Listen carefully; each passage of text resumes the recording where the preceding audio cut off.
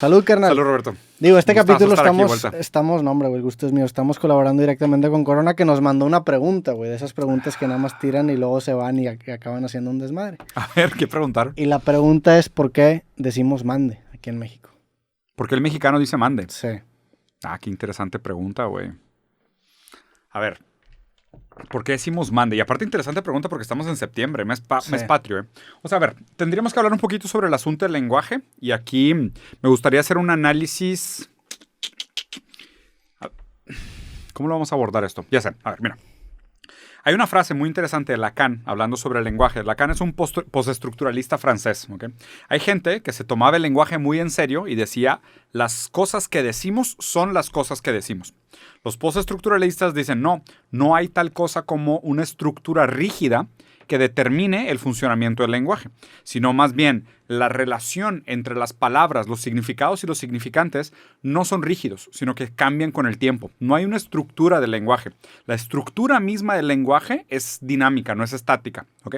¿A qué se refiere? Todo el tiempo, una palabra dentro de una malla de lenguaje, su significado es determinado por el significado de las otras palabras en la malla del lenguaje, ¿ok? A ver. Una palabra por sí sola no tiene significado. La palabra tiene significado en contexto con las otras palabras y el contexto histórico que la rodean, por decirlo así. Una cosa es lo que es, pero además también es lo que no es, por todo aquello que la limita, ¿ok? Sé que suena bien difuso, sí. Sé que suena bien complicado esto, pero por ejemplo, nosotros entendemos que esto es una taza porque no es un vaso, porque no es una copa de vino, porque no es un tarro de cerveza. Es una taza. ¿Por qué es una taza? Porque es un recipiente como otros recipientes, pero tiene una cosa específicamente para el café que no tienen otros recipientes. Por eso es lo que es, pero también aquello que no es lo determina, ¿ok? A eso se refiere a que el lenguaje funciona como una malla, donde todas las otras definiciones también juegan un papel en determinar la definición de aquello que estás tratando de conocer, por decirlo así. Hablando específicamente de este ejemplo del mande, ¿ok? Obviamente que el mande tiene un contexto histórico, definitivamente. Digo, para simplificar lo que dijiste, es como cuando juegas el adivina quién. Ándale. Y preguntas de que mi personaje tiene bigote y si te dicen no, pues todos los que tienen bigote los descartas y si solamente tienes uno que no tiene bigote es ese. ¿Cómo se llama? Por descartación, sí. Por descarte. Llegas a la idea de, pues este sí cumple con aquello que fue negado, ¿no? Sí. Entonces, el sistema del lenguaje funciona por esta idea de contrastes y armonías, o por negaciones y afirmaciones. Entonces, una cosa es tanto por aquello que afirma, tanto por no ser aquello que niega. ¿Me explico? Uh-huh. O sea, esa es la idea del lenguaje. Entonces, esa es una manera de entender el idioma, la lengua, la lang, en un sentido más amplio de la palabra postestructuralista, como un sistema de relaciones. Donde todas las palabras... Es que, un sonido en el vacío no significa nada. O sea, hombre está relacionado con mujer. Sí. Frío con caliente. Blanco con negro. Arriba con abajo. Mande con qué, ¿sabes? O sea, mande también está relacionado con otras palabras, otros conceptos dentro de la malla del lenguaje, ¿okay? Entonces, esa sería una manera de abordarlo. Ver contextualmente el significado de la palabra mande, pero también su significado contextual histórico. Hoy no es lo mismo decir mande que hace 100 años. ¿Sabes? Porque el significado del mandar, o si nos pudiéramos meter a la etimología, la palabra mandar y lo que tú quieras, el significado de mandar cambia con el tiempo. O sea, sí es verdad que tiene un origen histórico y ese origen histórico puede ser determinante, pero ese origen histórico no limita no limita, pero tampoco marca de manera eterna lo que va a significar la palabra. La palabra del uso va a ir cambiando, güey. Sí, y es esta idea de que el diccionario no define una palabra, sino que describe el uso que le da a la persona. Exactamente. Pudo haber, por ejemplo, la palabra mande, me imagino que tiene mucho que ver con, pues con la posición histórica del mexicano en los distintos problemas sociales que ha tenido. Incluso hay un ensayo muy bueno de Octavio Paz, que me acuerdo que lo leí cuando estaba en secundaria o en prepa, que habla sobre el ninguneo de un mexicano y tiene que ver incluso con el tema de la Malinche y todas estas connotaciones que ponen al mexicano en una cuestión de servicio, que seguramente, no sé, etimológicamente no, pero culturalmente o históricamente nace de ahí. Y hasta la fecha lo sigue sintiendo. O sea, el hecho de, ahora que me tocó ir a Suecia y cruzar por Estados Unidos, un mexicano en Estados Unidos tiene como que todo el tiempo como que no sé, este miedo a ser regañado, incluso cruzando la frontera sientes un trato un poco que creo que no debería ser, ¿no? Sí, más despectivo, se cuenta. Sí. O sea, como que te ven para abajo, casi creo. Mira, ahí te va. Hay otra frase que me gusta mucho, que también es postestructuralista, que es: nosotros no hablamos el lenguaje, sino que el lenguaje nos habla a nosotros, ¿ok?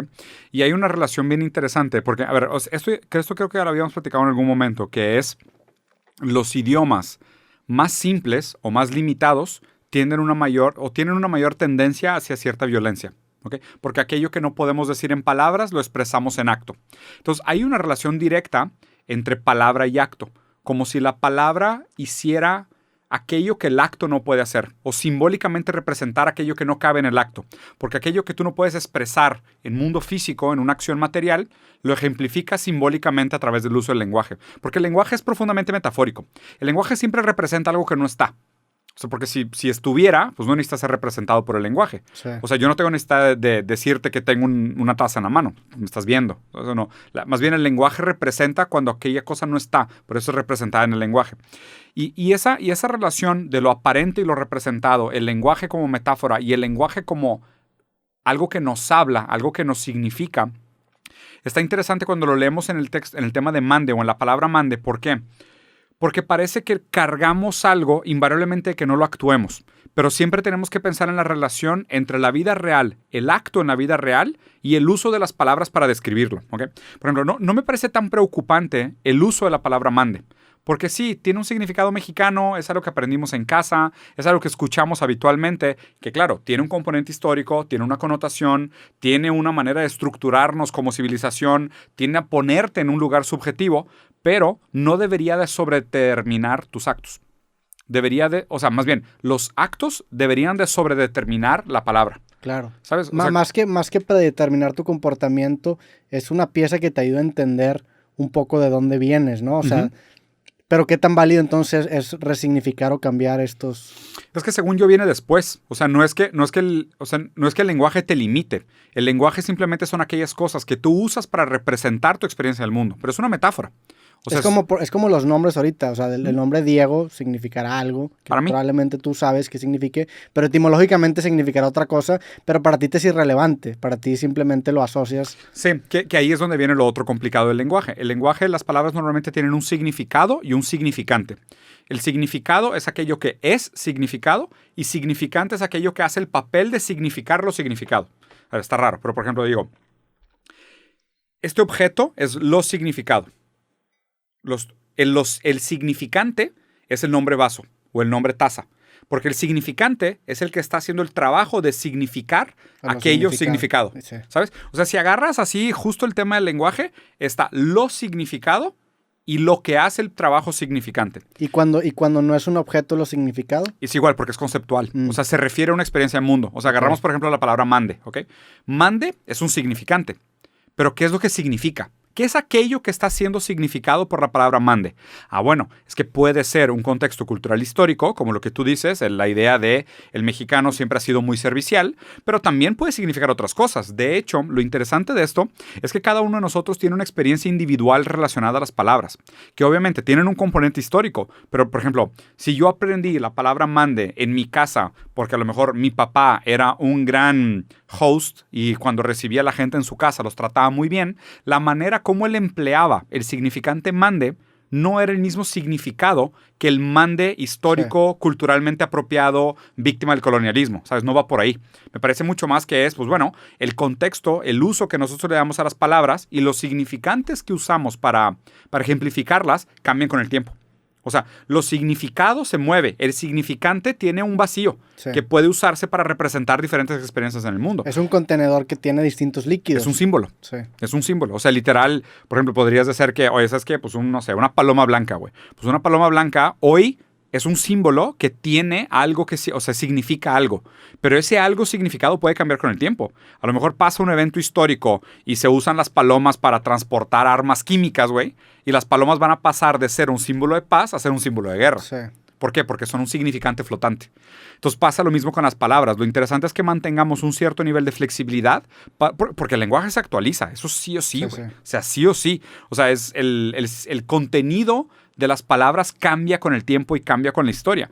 Yo creo que lo que está interesante de preguntarnos esto es que nosotros mismos deberíamos de mantener un cierto nivel de flexibilidad para permitir que el lenguaje se actualice con el tiempo y no quedarnos atrapados con estos significados históricos. Sí, me recuerda mucho a la programación, por ejemplo, que cuando programas tienes variables y las variables van cambiando de valor dependiendo de la ejecución del programa.